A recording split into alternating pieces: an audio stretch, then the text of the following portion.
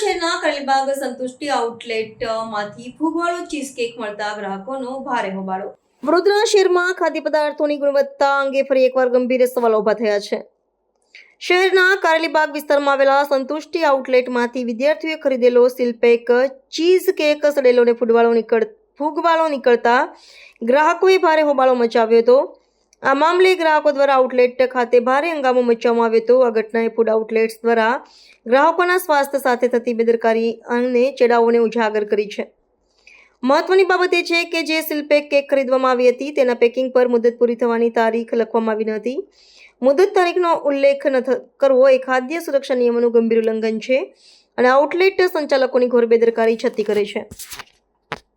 વિદ્યાર્થીઓએ સડેલા કેક અંગે આઉટલેટના સંચાલકો સમક્ષ રજૂઆત કરી ત્યારે સંચાલકોએ કોઈ સંતોષકારક જવાબ આપવાને બદલે ઉડાવ જવાબ આપતા કહ્યું હતું કે જો તમને વસ્તુ પસંદ ન હોય તો બીજી લઈ લો.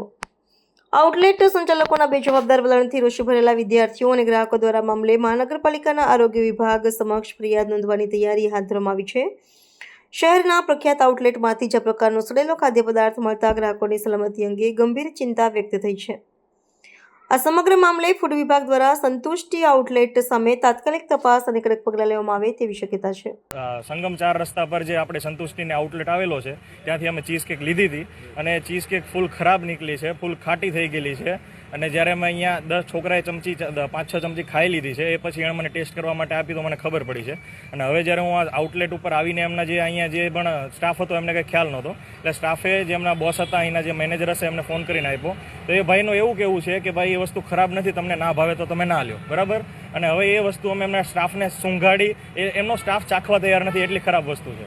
અને એમનો મેનેજર ત્યાં ઘરે બેઠા બેઠા એમ કહે છે કે ભાઈ એ અમારો ફ્લેવર એવો જ આવે છે, તમે એ બીજો લઈ લો, અમે તમને બદલીને આપી દઈએ છીએ. તો આનો શું મતલબ છે? આ તમારો ફ્લેવર આવો આવે છે? અમે કે 10 વર્ષના છોકરા તો નથી, અમે કેટલા ટાઈમથી અહીં તમારી ચીઝ કે ખાઈએ જ છીએ. તો આટલી ખરાબ વસ્તુને હવે શું કઈ રીતે આમાં તમે રીઝન શું આપો છો? ખોટા રીઝન આપીને ખોટા બહાના બનાવીને પબ્લિકને રમાડવાના ધંધા કરો છો.